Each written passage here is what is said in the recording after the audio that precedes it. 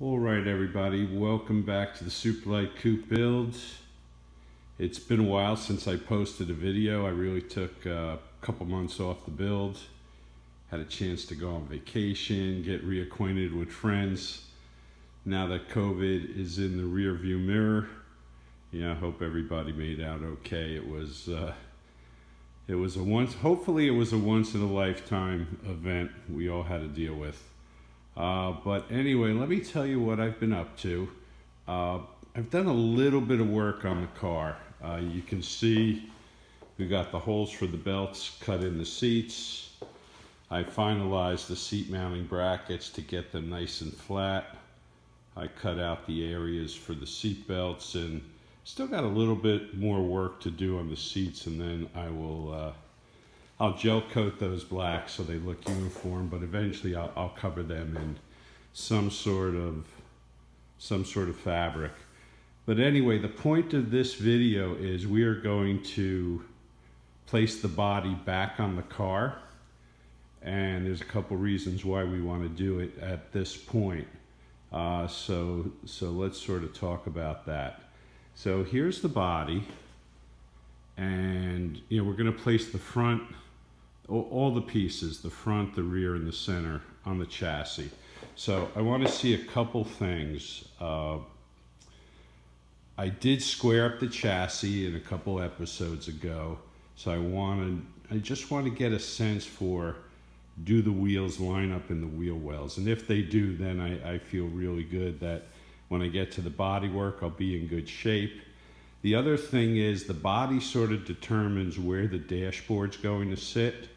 So I want to get that dashboard location finalized from a left to right standpoint, and then finalize I may have to adjust the steering column and the angle of the steering column. It's on like a 1.5 degree angle towards the seat. I'll finalize where the steering column is. Then that will finalize where the seats go and what angle the seat needs to be at, and then what angle the pedals need to be at. So I want to get those pedals and the seats mounted to the floor, and I really need to put the body on to do that. The other thing is the body placement will determine where these intercooler brackets go. So I want to finalize the location for those and mount them to the frame rail. And then we're pretty good to go to get to the next step. Okay, so that's sort of what this video is about. We'll place the body on the car. I also want to see if the body clears these fittings. Otherwise, I have to get short drop fittings. Okay, so anyway, stay tuned, and we'll see how we make out. All right, well, we got the spider on the car. Let's see, a couple comments here. Basically what I have done, I've placed the body about 1/4 inch more forward than how it was delivered. It was, the body was screwed onto the chassis. You can see one of the holes here and one of the holes here.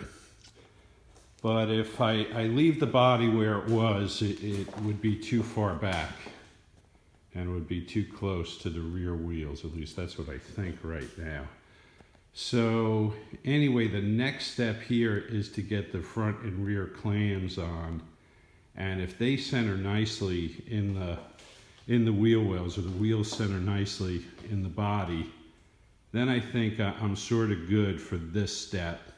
And then the next step is to get the following step is to get the tub back in the car and see where that wants to put the body.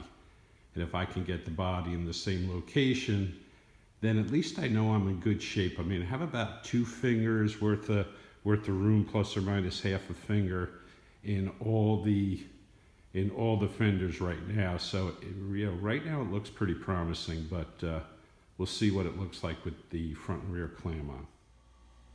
All right, well, this is sort of where we're at with this test fitting process. So, we've got the tub still out of the car, and I basically have been playing with the front and rear orientation of the body. And I have the chassis, from what I understand, squared up, based on based on my prior measurements. And you could see that front wheel is sitting a little forward, and then the rear wheel is sitting a little rearward. Now, when I put the Spider on, I centered the front and rear wheels together, and the problem with that was the rear wheels were touching the rear of the body, and that was a problem. So, the real question is, do we move the body forward to center the front wheels, or do we adjust the front wheels to the back and bring the rear wheels a little bit to the front? So that's sort of the conundrum. What we're going to do next is place the tub back in the chassis and see where the body naturally wants to fit, and maybe there's sort of a happy compromise here. Okay, so stay tuned. Okay, well, we got the tub back in the car. Yeah, one thing we didn't do is just sort of gaze at the whole body on the car. I mean, I think it looks gorgeous. It's going to be pretty cool. Then I've got that massive rear wing that goes on the back. But anyway, it is very cool looking. I'm really sort of blown away that I'll be driving around town in this thing. But anyway, here's the scoop. So I put the tub back in the car, and I played around with the body, moving it a little back, moving a little forward. And I sort of think this is where it's going to need to sit. And that left rear wheel is a little bit too far back. The right rear wheel, is a little too far back. The left rear wheel is fine. And then the front two wheels are about a 1/4 inch too far forward. So the wheelbase is just a tad long for the body. But it's all adjustable, so that's what we're going to have to do. All right, so let's, I'm going to segue over to the work table, and we'll take a look at some specific measurements. Okay, so what I did was I marked up a picture of the car. I think it's just easier to explain. So anyway, these numbers represent the distance between the edge of the body and the lip of the wheel, to give you a sense for what adjustments need to be made. So to summarize here, that right rear needs to be moved forward 0.2 inches, and then both front wheels need to be pulled back 0.25 inches.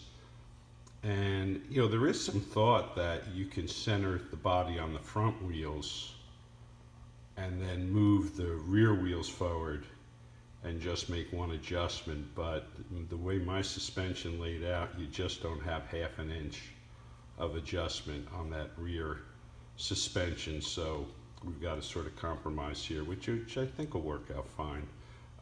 Let's see, on the other side, that left rear wheel is perfectly centered, so I'm good leaving it as is. And then the right front is really the same thing. We're going to move it back 0.25 inches. Okay, so anyway, what we're going to do is we're going to take the rear clam and the front clam off. I'll point out how I'll go about moving these wheels. The suspension's a little different in the front than in the back, so the adjustments are a little different, but we'll cover that in this video. We'll take a look at the body perfectly centered over the wheels, and then we'll call it a wrap. Okay, well, here's the next step, and before I get into that, I have corresponded with a couple of different folks, and I think at the end of the day, all these measurements are useful. However, once the weight of the car and the car's on the ground and the springs are in, these, the wheel positions may change more than maybe I was planning, but I do think this process is useful just because I'm a first-time builder, and you know, if I can nail the wheels and the wheel wells, and I still have some adjustability left, you know, front to back on each wheel, you know, I feel like the body is more than likely in the right place. And we could always tweak the body or tweak the suspension to square everything up. So I'm going to proceed with the rear wheel, then we'll take a look at it, and then I'll show you the front wheel adjustments. Okay, so let's take a closer look. So, you know, everybody's familiar with the architecture of the suspension here, but essentially, you know, the control arms pivot on these heim joints or rod ends. And then each rod end is sandwiched with some safety spacers and then some washers. So, you know, I have plenty of room or plenty of washers here to move a couple washers from here to here and a couple washers from here to here, and the same thing on the bottom.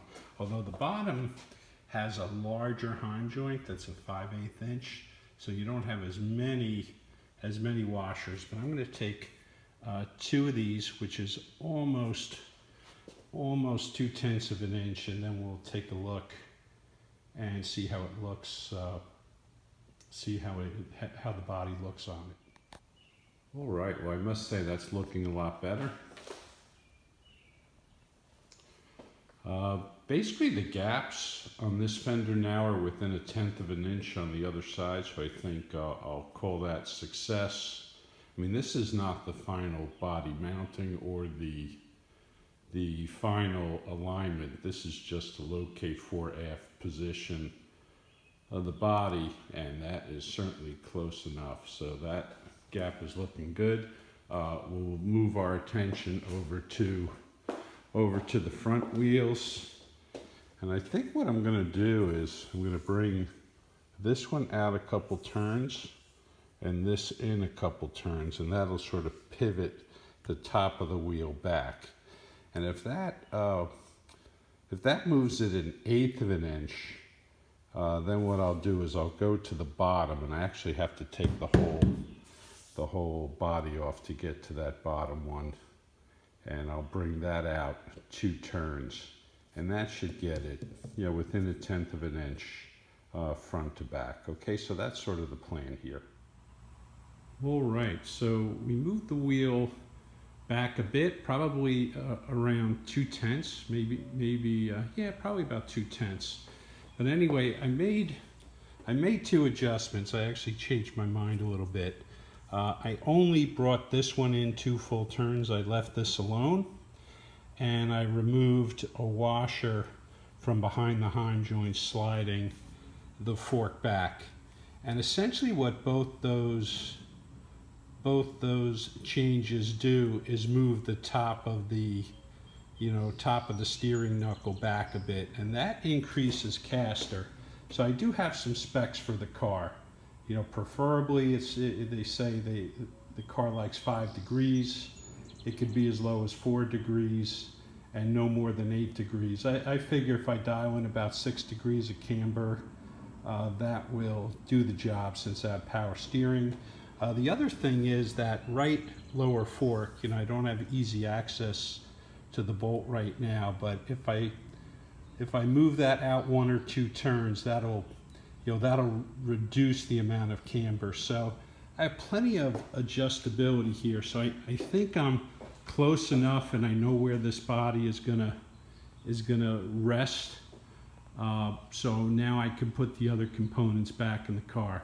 But we'll put the nose on it, and then we'll take a final look and call it a wrap. All right. Well, there we are. I think we're going to call this a wrap. That front wheel is almost where it needs to be. Move back, I would say 2/10 of an inch, or maybe a little less than that, probably about 1/8 of an inch. Moving that bottom fork 1 or 2 turns will definitely work, and it will reduce the caster.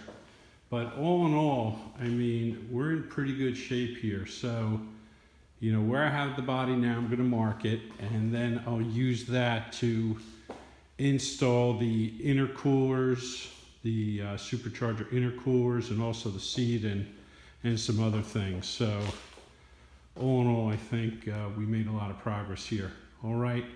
Well, thanks for watching. Appreciate it. Everybody take care.